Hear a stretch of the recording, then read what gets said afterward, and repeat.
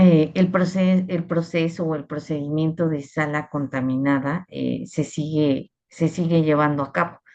Justo ahorita somos un grupo reducido y entendemos que todos tienen esta misma información. Procedimientos contaminados. Yo les decía, algo bien importante aquí es que nosotros tenemos que desaprender. Si bien es cierto que la información que tenemos es sobre que existen salas contaminadas, eso es una cosa. Y otra cosa es procedimientos contaminados. Son dos cosas totalmente diferentes, que muchos son asociados uno entre otro. Entonces, primero que nada, les voy a decir que mucho de lo que ustedes nos dijeron es un paradigma. ¿Alguna creencia que ustedes tengan arraigada como que si te pasas debajo de la escalera vas a tener mala suerte? ¿Sí? Un paradigma son aquellas verdades incuestionables, aquello que te han dicho toda la vida que los debes de hacer así porque sí, ¿no? O sea, muchas veces dices, bueno, pero ¿por qué tengo que hacer las cosas de esta manera y no las puedo hacer al revés? Porque así se ha hecho desde que yo llegué, yo llevo 20 años en este hospital y toda la vida se ha hecho así, ¿no? Y cuidadito y lo haces al revés porque si no te metes en problemas, ¿no? Muchas veces es un legado sin fundamento. Ujú. Yo les decía, de todo esto, si ustedes lo han investigado, si ustedes se han metido un poquito a indagar sobre lo de la sala contaminada. Entonces, este paradigma tenemos dos vertientes, lo que se cree o lo que siempre nos han dicho que se hace y lo que está basado en evidencia, ¿sí? Tenemos medicina basada en evidencia y tenemos para esto, nos apoyamos de diferentes instituciones, ¿no?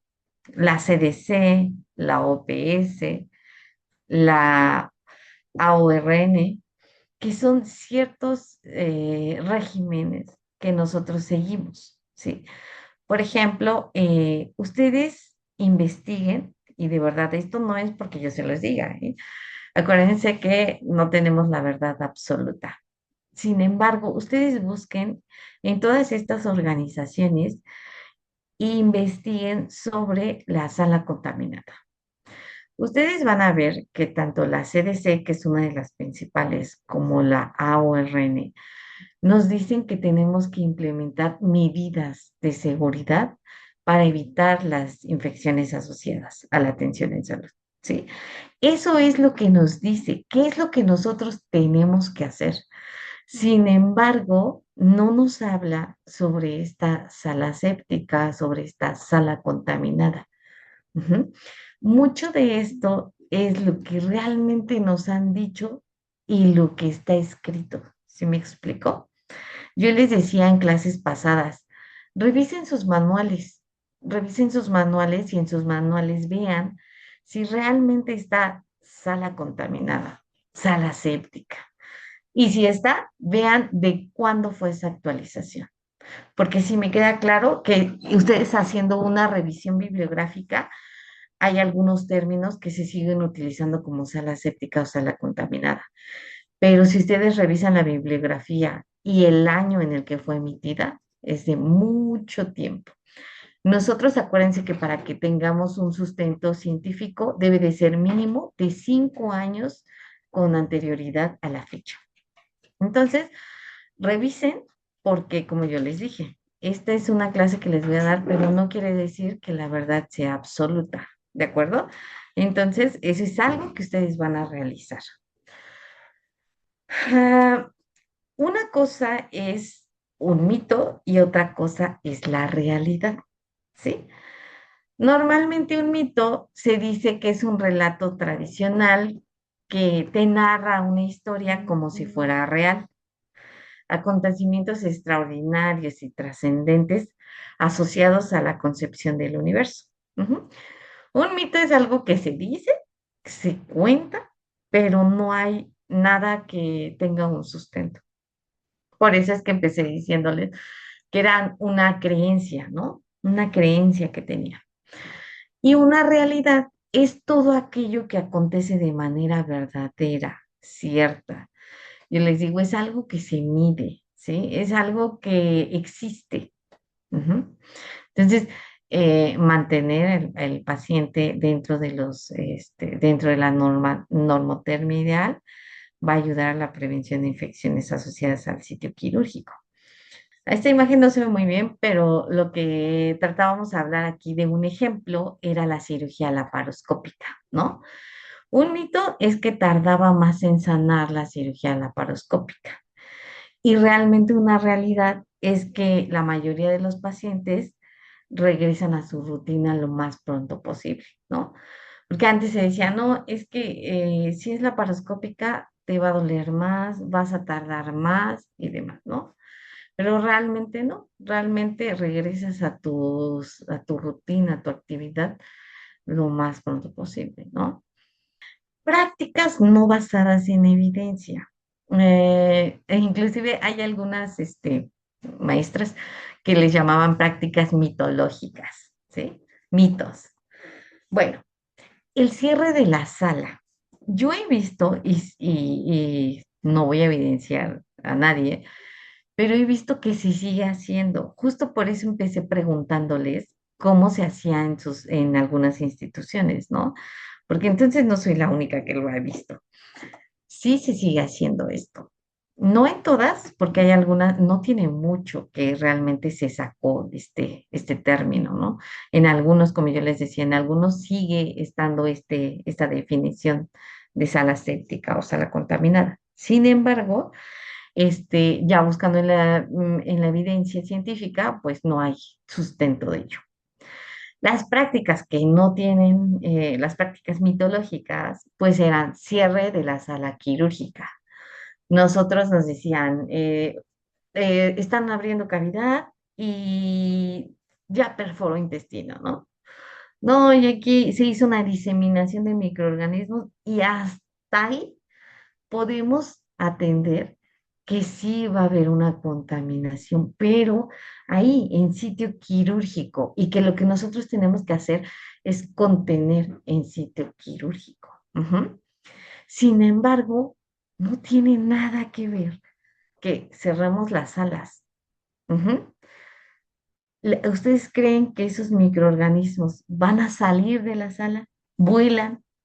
¿Van a llegar a mi mesa a mi mesa pastel, a la que tengo yo en la esquina de la sala? ¿Ustedes creen que van a llegar? Creíamos que todo eso nos llegaba a nosotros, ¿no? Por eso decías, no, es que va a entrar condilomas y se va a pegar en mi uniforme y me voy a cambiar porque es una cirugía contaminada, ¿no? Yo ahí les decía, tengan cuidado, pónganse sus gogles, ¿no? Su equipo de protección personal.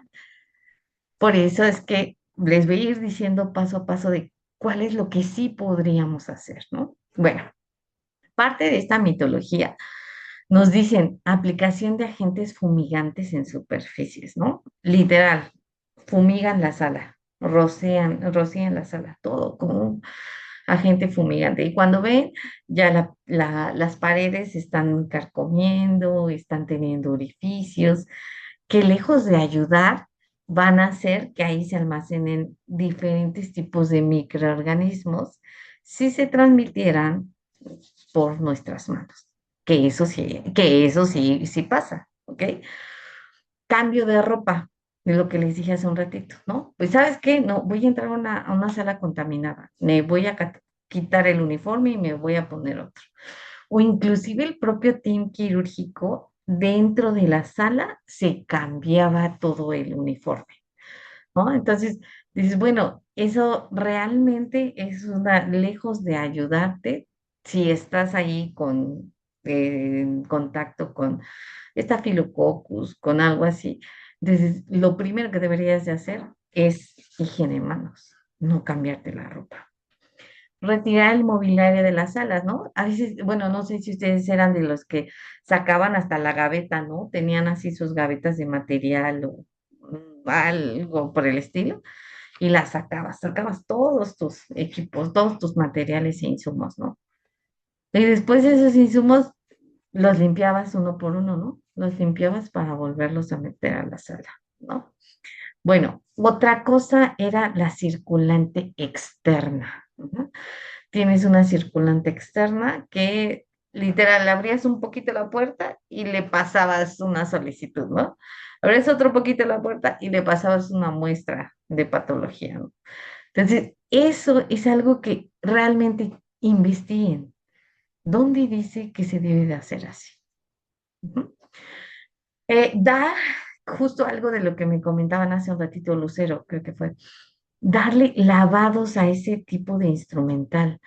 No le daban uno, no le daban dos, le daban tres lavados. Sabían que era paciente con VIH y lo vamos a lavar y a lavar y a lavar. Si no lo tiraban porque no podían, ¿no?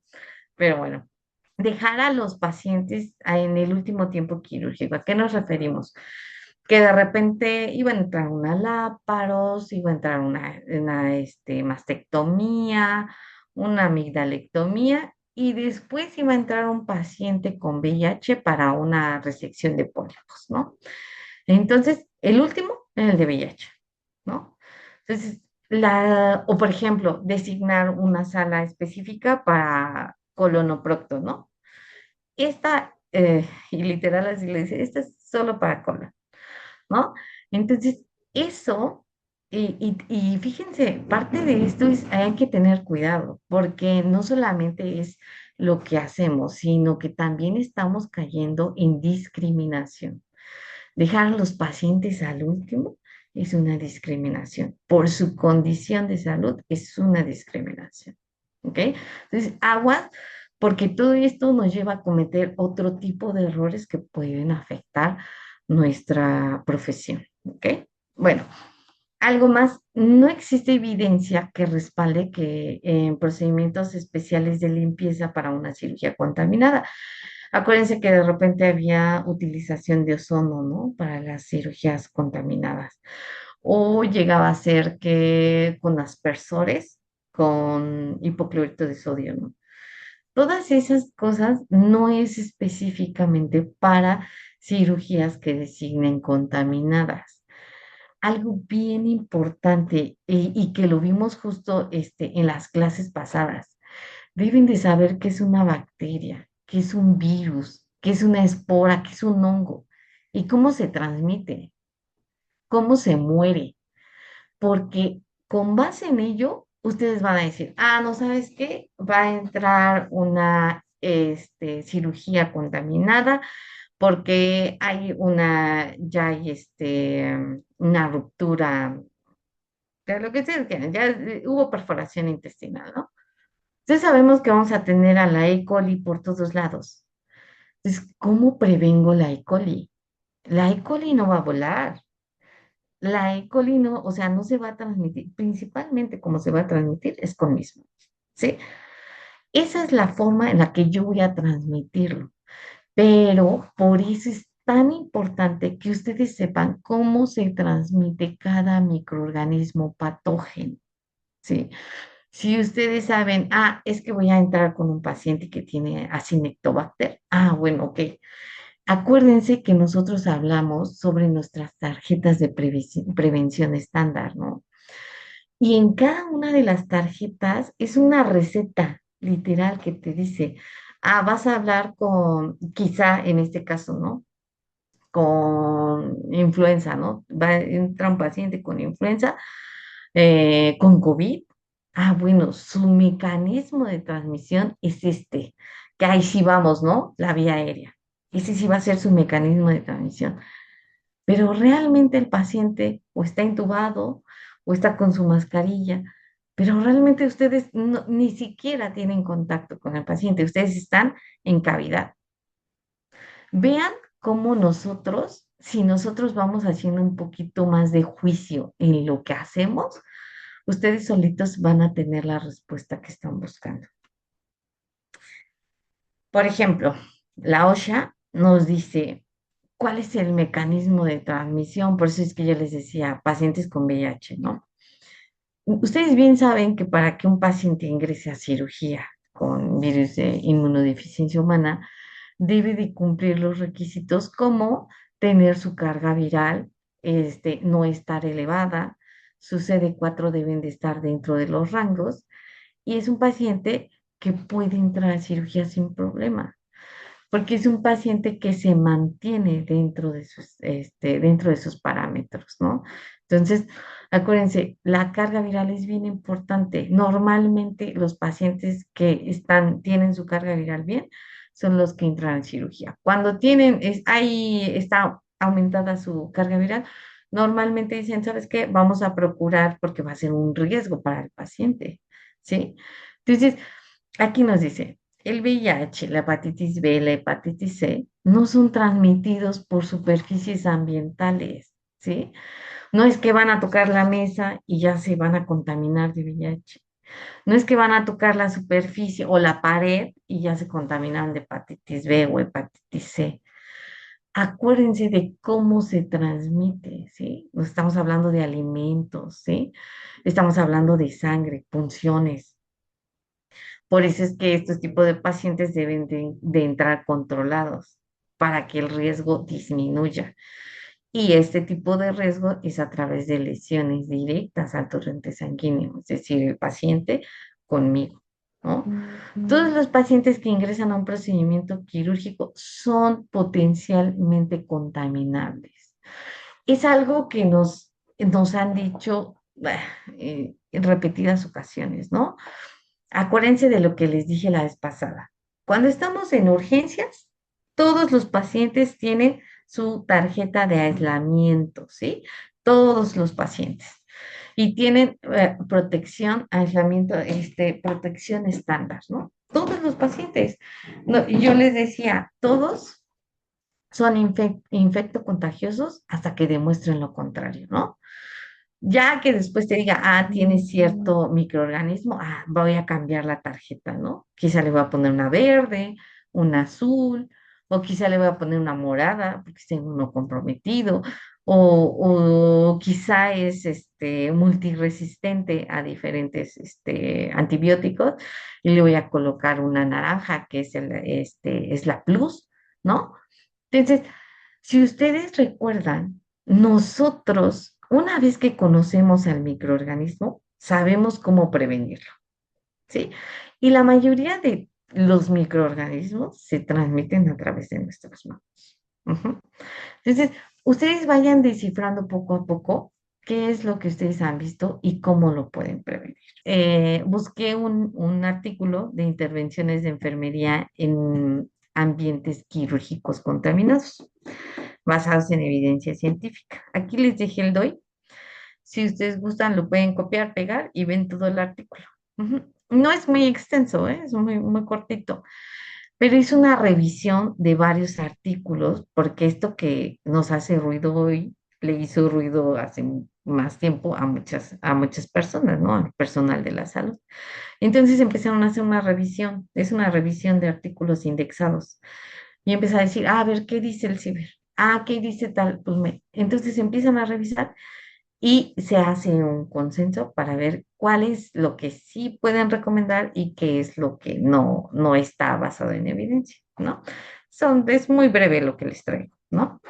El objetivo de este artículo es describir las intervenciones de enfermería en ambientes quirúrgicos contaminados mediante revisión bibliográfica de datos obtenidos en bases de datos indexadas, ¿no? Entonces, aquí no nos dice ver qué se hace en una sala contaminada. Nos está hablando de ambientes quirúrgicos contaminados, ¿sí? El sitio quirúrgico. Ujú. El sitio quirúrgico, en sitio. ¿Ok?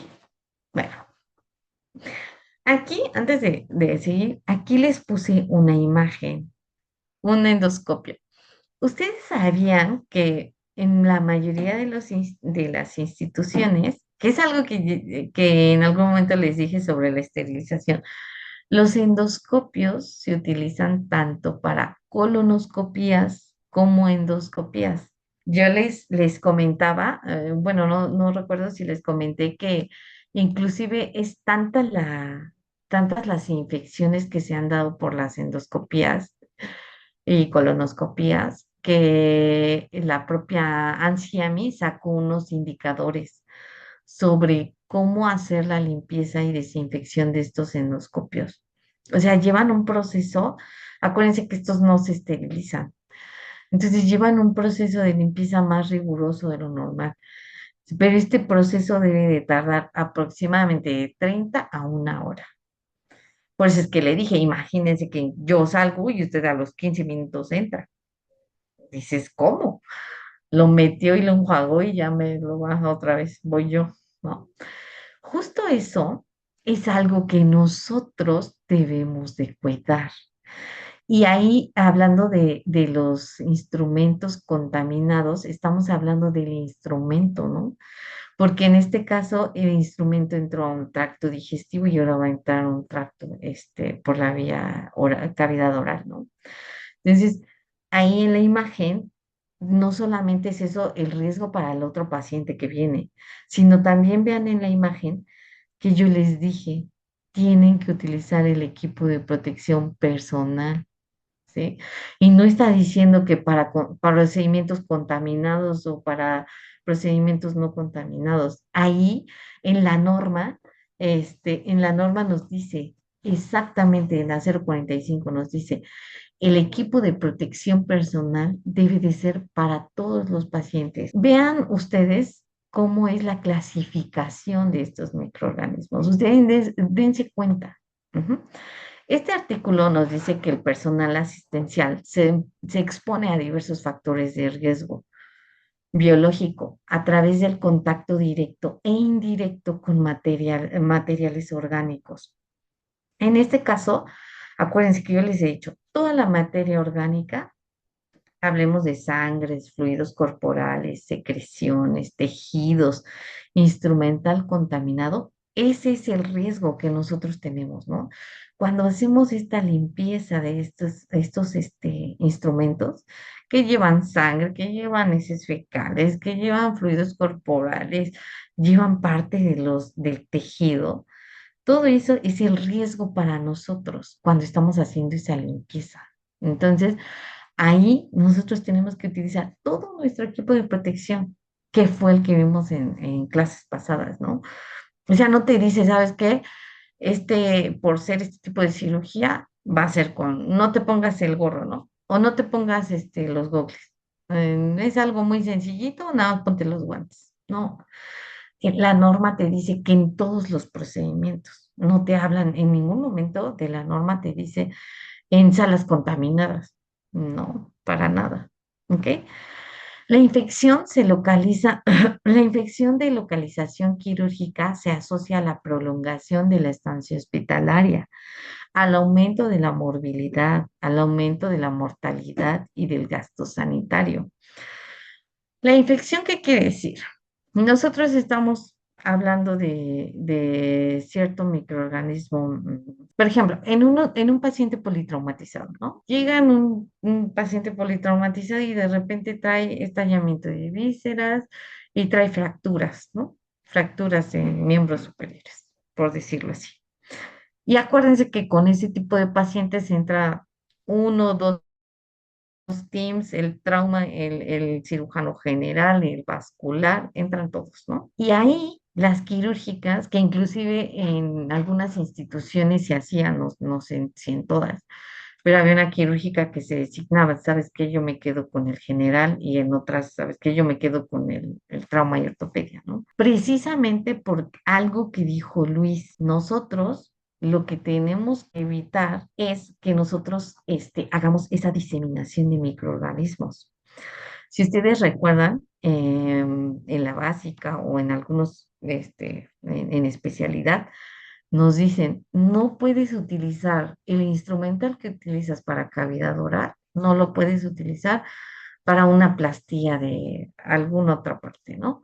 O por ejemplo, ahorita que les puse el del politraumatizado, se trata de que sean dos quirúrgicas diferentes para que no sea, préstame tu bisturí, ¿no? El bisturí con el que hiciste tu incisión, ahora préstamelo para hacer mi incisión en abdomen, ¿no? Eso es lo que no se debe de hacer. Entonces, Nosotros no hablamos de salas contaminadas, sino de procedimientos contaminados. Tenemos que tener mucho cuidado en no diseminar.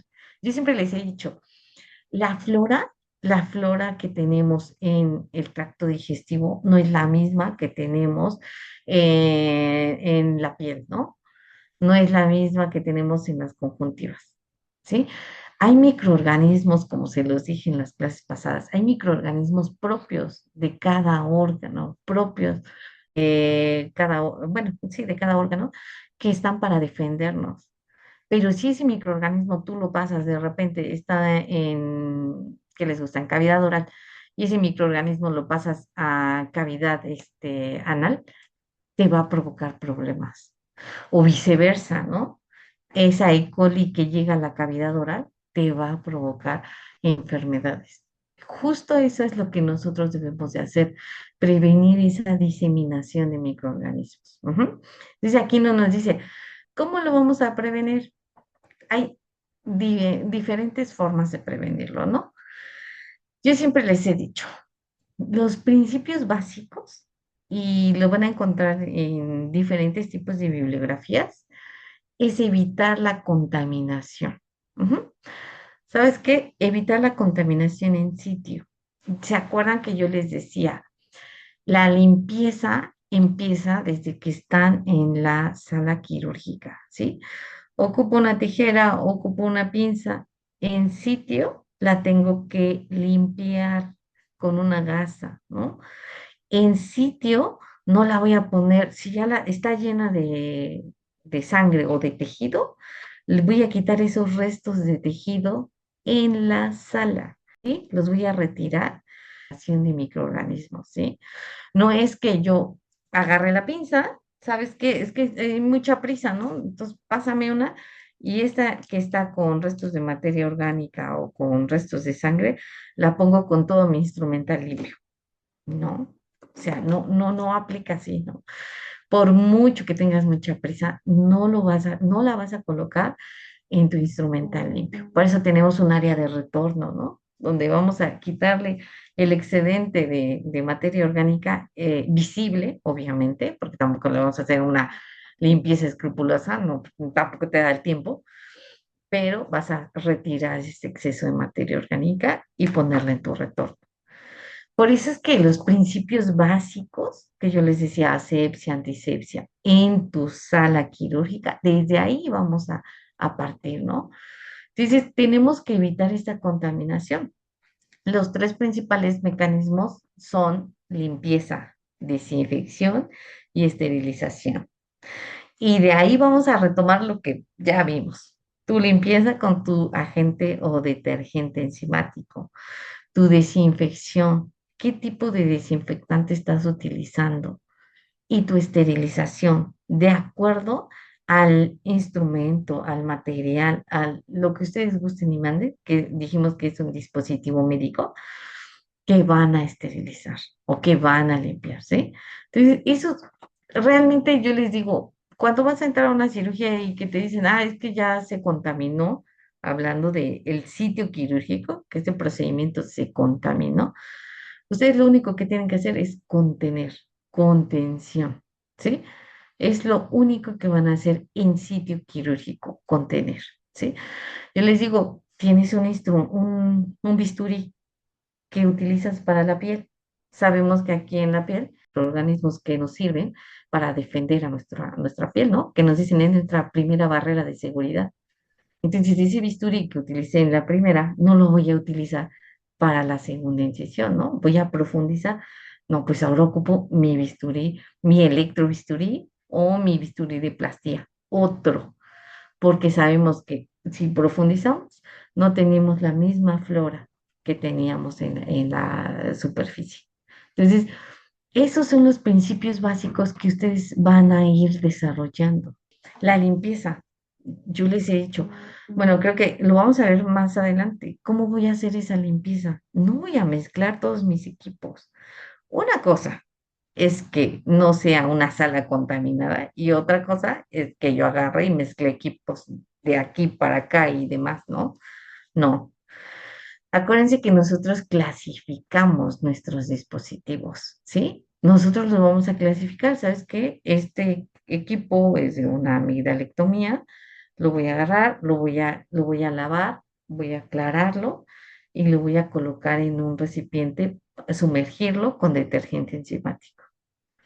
Y a término, desecho ese detergente o ese detergente enzimático y vuelvo a meter otro equipo con otra vez un nuevo detergente, ¿no?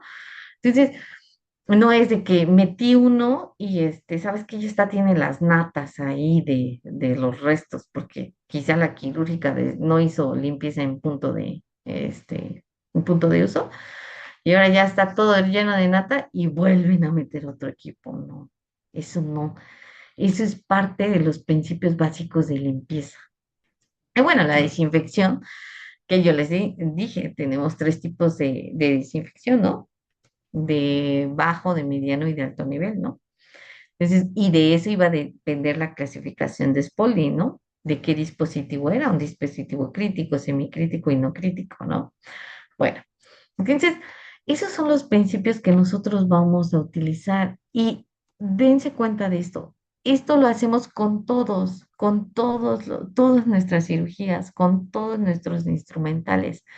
Entonces, si ustedes recuerdan, aquí en ningún momento hemos hablado de solamente estos instrumentos que están contaminados, no, dijimos todos llevan el mismo proceso. El uso científico y racional de desinfectantes y antisépticos, ¿no? No sé si les ha tocado que agarran a un paciente que lo bañaban completo con clorexidina, ¿no? Lo bañaban inclusive hasta conjuntivas y lavar con clorexidina, ¿no? O sea, hay muchos antisépticos que sí sirven, pero deben de ser indicados para el proceso, ¿sí? No que le va a causar una laceración o una irritación que lejos de ayudarte va a ser una puerta de entrada. El uso científico y racional. Si ya pusiste una yodopovidona, ¿por qué vuelves a poner otra yodopovidona y otra yodopovidona? Y fíjate que ahora es yodopovidona solución, yodopovidona espuma, y el otro que se llama Duraprep. El mismo antiséptico en sus tres formas. Debe de ser basado en uso científico, ¿sí? La misma ciencia te dice y ¿no? O inclusive el propio fabricante también te lo llega a decir. Este, el conjunto de técnicas asépticas, ¿no? Yo siempre les he dicho, desde que tú llegas a tu sala, desde que tú llegas a tu central de esterilización, la limpieza, ¿sí? La limpieza, ¿qué nos quiere decir la limpieza? Ustedes llegan a una sala de buenas a primeras y dicen, voy a entrar a cirugía y meten todo su instrumental. Es que, pues, no sé, la circulante tuvo que limpiar. No sé, yo nada más llegué y voy a entrar a sala. Es parte de los principios básicos que nosotros, como profesional de enfermería, tenemos que llevar a cabo. La limpieza de nuestras salas, ¿sí? Nosotros, yo les he dicho, dejen ustedes de con qué la limpian. O sea, si tienen toallitas, si tienen alcohol, si tienen el desinfectante, porque algunos usan un tipo de desinfectante, con lo que ustedes digan, gusten y manden, pero limpien esa sala. Porque si bien es cierto, no estamos hablando de una cirugía, de una sala contaminada, eso sí, no estamos hablando de una sala contaminada, pero el acumulamiento de polvo, y si ustedes agarran y pasan su mano, lo van a ver casi en todos los equipos biomédicos, ¿no? El acumulamiento de polvo van a ser, dirían, el polvo si vuela, que llegue a su sitio quirúrgico. Ustedes deben de hacer la limpieza de sus salas, la limpieza de sus superficies antes de cada cirugía. No sé si a ustedes les ha pasado, pero muchas de este tipo de limpiezas, hablando de la limpieza de la sala, llegan, entran a las salas en la mañana, a la tarde, cuando checan sus inventarios y ven una mancha de sangre en el piso. Y ven las mesas quirúrgicas escurriendo la parte de abajo de sangre, bien limpias por encima, pero toda la parte de abajo escurriendo de sangre, ¿no? O algunas cubetas con restos de basura. es bien cierto, la limpieza no depende al 100% de nosotros, porque sabemos que tenemos personal de apoyo, ¿no? El personal de intendencia que nos apoya para la limpieza de la sala. Sí, eso es cierto, pero hay mucha gente que no está capacitada. Hay mucha gente que el paño que utiliza para limpiar los pasillos o para limpiar inclusive áreas comunes, lo utiliza para limpiar las salas. Y lejos de limpiar, diré, mejor déjalo así, ¿no? Porque lo que estás haciendo es llevar de un lado a otro. El personal diría, el personal ese es su trabajo, pero lo hace como a ellos les enseñaron. Volvemos a los mitos, ¿no? A mí me dijeron que con este trapito tengo que limpiar todo. Entonces es un mito porque realmente sabes que debes de tener una clasificación, ¿no? Que lo que utilizas para una sala quirúrgica, inclusive no lo puedes utilizar en otra sala quirúrgica. Y eso hablando de salas quirúrgicas, ¿no? Imagínense que quizás su jalador con lo que limpian el piso lo utilizan en áreas comunes, ¿sí? Eso va a ser un factor predisponente para una infección del sitio quirúrgico. Ujú.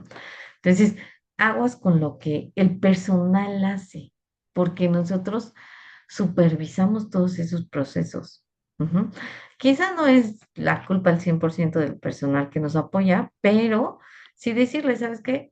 Esto no está limpio. Todas esos mecanismos no los tenemos que hacer cuando una cirugía estuvo contaminada, sino con todos los procedimientos. ¿Cómo prevenir infecciones cruzadas? Los protocolos de bioseguridad aplicados por el profesional de enfermería en quirófano incluyen conocimiento de principios de bioseguridad en áreas quirúrgicas, lavado de manos, limpieza, esterilización y vestimenta quirúrgica, así como el protocolo de cirugía segura. Pero quizá las mujeres de repente somos un poquito más vanidosas y que la pestaña larga, que el maquillaje excesivo, que un arete porque si no voy a parecer niño, que las uñas de repente, ay, es que me puse gelish transparente, ¿no? O sea, cositas, es que sí, pero es 1 milímetro más de los 5 que debería de tener, ¿no? O cierto, la vanidad es tanto en hombres y mujeres, pero en lo personal siempre tiene un poquito más de tema con las mujeres, ¿no? Eh, yo les digo, todo esto es por la seguridad de ustedes.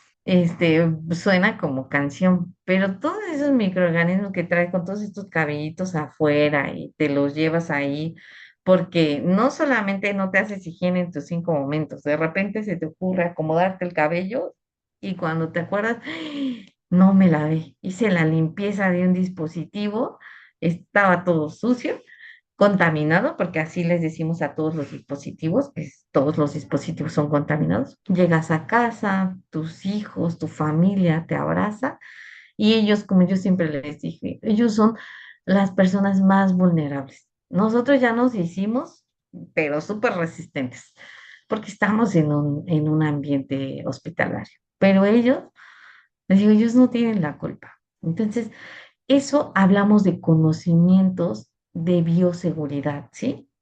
¿Cómo vamos a asegurarnos? Y se los repito, no al paciente nada más, nosotros, la vestimenta quirúrgica. Yo les digo, te preocupas por cambiarte un uniforme porque es una sala contaminada, como ustedes dicen, y cuando estás haciendo ese cambio, literal, tienes contacto con todo, o sea, realmente ni te hiciste higiene de manos para empezar. Entonces yo me preocuparía más por mis manos que por estarme cambiando un uniforme, ¿no? Lo más sencillo es lo que nos cuesta trabajo y lo que nos puede ayudar en un futuro. Lavarse las manos, ¿qué costo te puede llevar? En todos lados hay jabón, en todos lados hay agua.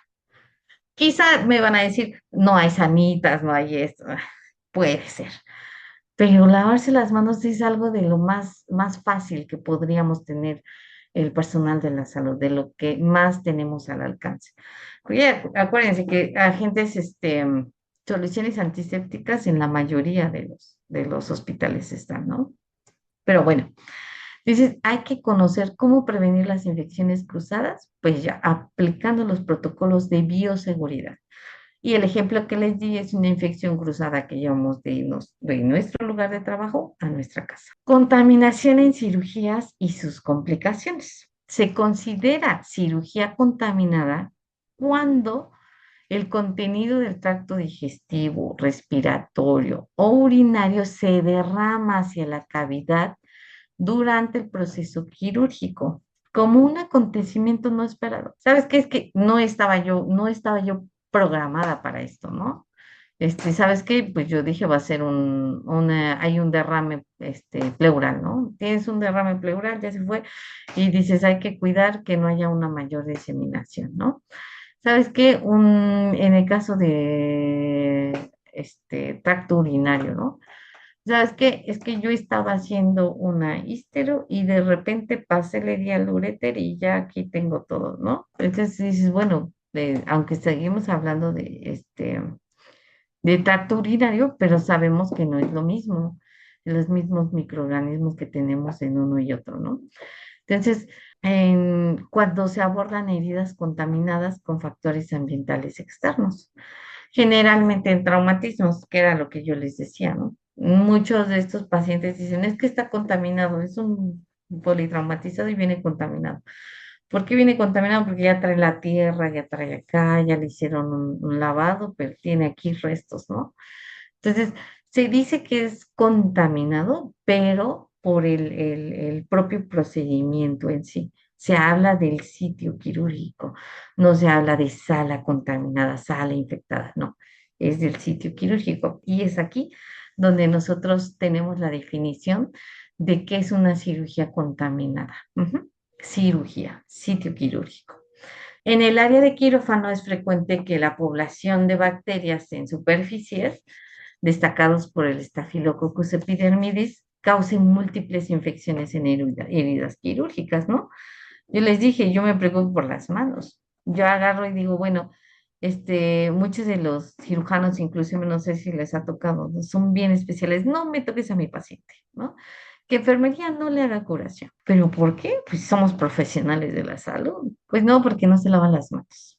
Claro, tengo muchas cosas que decir al respecto de ellos también, pero sin embargo, algunas ocasiones es cierto, ¿sí? El Staphylococcus epidermidis, cuando haces cultivos en heridas, sale, ¿no? Y bueno, ¿y qué va a hacer ahí, no? Si eres una herida quirúrgica que se lava todos los días. Sí, pero vienen los residentes y le hacen su curación y pues ya está infectada. Todo ese tipo de nosotros ahí sí diríamos, ¿sabes qué? El sitio quirúrgico ya está infectado. El sitio donde se hizo la incisión ya está infectado. Ujú. Y por eso es que vienen las infecciones de sitio quirúrgico y sus complicaciones, ¿no? Porque justo de todo esto que yo les estoy hablando, nosotros tenemos que prevenirlos. Pero una vez que ya está, las complicaciones son bastantes. ¿Por qué? Va a empezar el aumento de estancia hospitalaria, en este caso de la familia del paciente, nosotros como institución, el gasto que se va a ir por esa infección asociada al sitio quirúrgico, ¿no? Todo esto no desencadena nada más en una cosita pequeña. Va a afectar no a mí, nada más, va a afectar a la institución, a las familias, a todos, ¿sí? Por eso es que es bien importante que nosotros hablemos de la contaminación en la cirugía, pero no en cirugías contaminadas, no, en todas las cirugías, evitar la proliferación de microorganismos. Eso es lo que nosotros tenemos que hacer y ese es nuestro papel bien importante como personal quirúrgico, ¿no? Personal del área de la salud. Dentro de este artículo nos decía que los conceptos emergentes sobre patogénesis en infección de herida analiza la influencia del medio ambiente de la herida en la activación de bacterias. Estas se expresan por un fenotipo nocivo o virulento. ¿Qué quiere decir? Pues bueno, en este caso hay una eliminación bacteriana a nivel molecular con esponjas de colágeno o antisépticos tópicos. Para esto es poca evidencia, ¿no? Ustedes han escuchado que van a hacer un aseo y van a colocar una esponja, ¿no? unas esponjas para retirar o estar haciendo una presión negativa, ¿no? O un antisepto tópico. Yo les decía, la vez pasada es uno que se llama Macel, ¿no? Lo ponían en el sitio quirúrgico y decían, con esto ya vas a salir como nueva, se va a terminar el proceso infeccioso. Y muchas veces sí era bueno, pero no era recomendable para todas las cirugías. Justo porque aquí nos dice conceptos sobre patogénesis. ¿Cómo voy primero tengo que conocer al patógeno, cómo nace, cómo se muere, para que yo pueda dar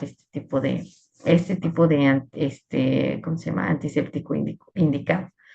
La hiperoxigenación parece contraproducente en índices de infección de herida quirúrgica. El mismo artículo nos decía que el metaanálisis comparativo entre clorexidina, yodopovidona, mostró que la clorexidina alcohólica al 4 o 5% se clasificó como un antiséptico más efectivo y la tasa general de infección del sitio quirúrgica fue del 3%. Entonces, ese propio artículo nos va diciendo que sí te puede, que de acuerdo a la revisión bibliográfica, que tiene mayor impacto en este tipo de pacientes, ¿no? Clorexidina sí, pero con alcohol. La tasa general de infección de sitio quirúrgico, pues ya les dije que fue del 3. Los eventos adversos relacionados con la aplicación de antisépticos solo se observaron en pacientes expuestos a povidona ayodada. Es decir, y creo que eso no recuerdo bien, pero les había yo dicho que normalmente la yodopovidona es la que presenta más eventos adversos, ¿no? Por el yodo, que presentan hiperreacción alérgica, que presentan de repente irritación, ¿no? Todos esos tipos de reacciones que no se esperan, que sí son tipos de antisépticos que nosotros utilizamos, pero pues bueno, no siempre son al 100% recomendables. Van a variar para cada tipo de paciente. Y bueno, esta imagen se las puse porque creo que es ya hablando de patógenos, microorganismos de diversas formas, las bacterias comensales ayudan a desencadenar la respuesta inflamatoria inicial, a producir péptidos antimicrobianos y van a cortar la fase inflamatoria. ¿Qué quiere decir, no? Que nosotros tenemos nuestras propias bacterias y nos van a ayudar a recortar esta fase inflamatoria, ¿no? Entonces van a prevenir que estos microorganismos sigan proliferando. Por eso que aquí en la parte de abajo, no sé si pueden ver, la microbiota cutánea puede acelerar la cicatrización y protegernos de patógenos. Nuestra propia microbiota nos va a ayudar. Entonces, no todo es malo. La biocarga es la presencia de microorganismos visibles en una superficie o artículo. Ajá. En este caso, la biocarga puede ser líquida, puede ser en algún dispositivo y esta biocarga es qué tanto de microorganismos tienes, ¿no? ¿Qué tantos de esporas tienes, ¿no? La biocarga que tiene de microorganismos, ¿no?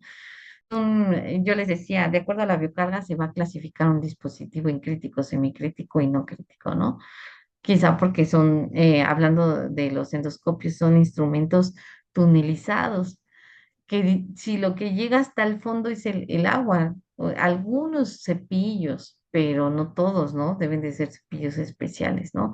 Entonces, para que tú retires toda esa biocarga que tienes ahí, tienes que hacer un lavado minucioso, tienes que darle su tiempo, ¿no? Para que actúe el detergente enzimático y puedas eliminar todos esos microorganismos.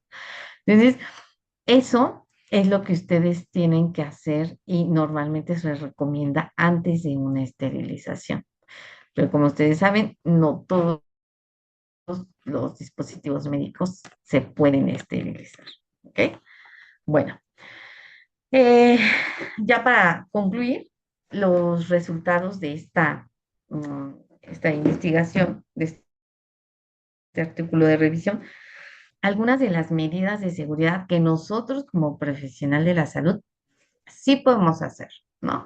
O bueno, podemos llevar o coadyuvar para que se lleven a cabo. Las medidas con mayor grado de evidencia para prevenir infecciones asociadas a la atención de sitio, infecciones asociadas a la atención de salud o prevenir infecciones de sitio quirúrgico incluyen aplicar antibiótico. Aquí dice, así lo dice el texto, ¿eh? Por eso se quedó, aplicar antibiótico tópico nasal. ¿Cuándo aplicar? Dependiendo de la cirugía, ¿no? Porque acuérdense que, pues dices, vaya a hacer una laparotomía, ¿no? Bueno, ¿qué tiene que ver aplicarlo en la narina, ¿no? No administrar inmunosupresores durante el prequirúrgico. Acuérdense que hay pacientes que de repente están en tratamiento de quimioterapia, en tratamientos, algún tipo de lupus, que les mandan, medicamentos inmunosupresores. No se recomienda que se apliquen en el prequirúrgico porque literal, cuando entren a la cirugía va a ser un festín para los microorganismos porque todas esas defensas, esos glóbulos blancos de ese paciente van a estar inhibidas, suprimidas. Entonces, si ustedes le aplican a ese paciente esos inmunosupresores y entra a cirugía, definitivamente cualquier cosita va a causar una infección al paciente. Ujú. Indicar baño preoperatorio con jabones antisépticos. Aquí, acuérdense que siempre se debe de hacer una prueba, siempre, siempre, una prueba de sensibilidad. ¿Sí? Si no tienes un jabón como tal antiséptico, porque les dije, hay algunos que vienen, algunos jabones de clorexidina, toallitas de clorexidina o manoplas cuando hacen el baño en pacientes críticos, cuando es su baño de esponja, ven que hay ya unas manoplas de clorexidina. Siempre deben de hacer ponerles en una parte de la piel para ver que no haga reacción. Si no hace reacción, ahora sí, en el resto del cuerpo, ¿no? O si no, un baño. Siempre se les dice, ¿no? A todos los pacientes, deben de venir bañados antes de su cirugía, ¿ok? Y eso es bien importante, porque ahí vas a arrastrar toda esa flora de microorganismos transitorios, ¿ok? Bueno, no realizar preparación mecánica del colon. Eso se encontró como una medida de prevención. Ujú. Administrar antibiótico profilaxis adecuada, lo que decíamos, ¿no? O sea, si vas a poner un antibiótico, que sea para el tipo de este órgano que vas a trabajar, para el tipo de cirugía. Inclusive hay una guía que te dice artroscopías, este antibiótico, que te dice laparoscopías, este antibiótico. Ujú. Hay una guía donde te especifica qué antibiótico. Sí tienes a las cefalosporinas casi en la mayoría, pero en algunas viene una clindamicina, son muy variados. No quiere decir que exclusivamente vas a tener para todos una ceftriaxona, ¿no? Entonces, ahí debemos de administrar el antibiótico que va a ser justo para esa cirugía. Eso sí, ténganlo bien en consideración, porque a veces dices, bueno, es que le puse ceftriaxona. Sí, pero no va a ser, no vas a atacar por el procedimiento quirúrgico no aplica. Entonces, eso y nada es lo mismo. No retirar el vello cutáneo durante la cirugía. Acuérdense que eso también está normado. Antes ven que a las pacientes de gineco se les hacía tricotomía, ¿no? Y con el rastrillo. Pa. Pero justo con el propio rastrillo lacerabas la piel. Y lo que yo les dije hace un ratito, lejos de ayudar, era una puerta de entrada para los microorganismos. Entonces, lo recomendable si es que es necesario, es el recorte del vello. Ujú. Y ya para eso tienen recortadoras de vello de diferentes marcas, ¿no? Y solamente si es muy necesario, ¿no? Si te impide la visibilidad, pero si no, lo dejas. Realizar antisepsia de la piel, ¿no? Preparar la piel con el antiséptico idóneo o indicado, ¿no? Para el paciente que nosotros vayamos a tener en cirugía. Y procurar un buen manejo de la vestimenta, ¿no? Ese del buen manejo de la vestimenta va para todos, ¿no? A veces encuentras a un asistente médico, un auxiliar de anestesio y con el cubrebocas hasta acá, ¿no? Y dices, bueno, o sea, ¿qué? ¿Para qué es el cubrebocas? Tener mucho cuidado con ese tipo de vestimenta y que pues no solamente entra una persona al área quirúrgica.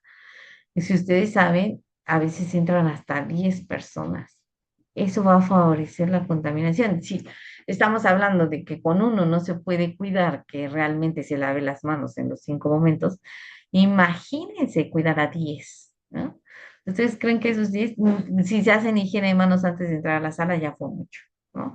Entonces, que lo que agarran, que tocan todo, que de repente, lo que yo les decía, dejan el estafilococcus epidermidis en las superficies y de repente no hay un buen cuidado de la barrera de seguridad, pueden hacer que este microorganismo se disemine, ¿no? Entonces, tengan mucho cuidado.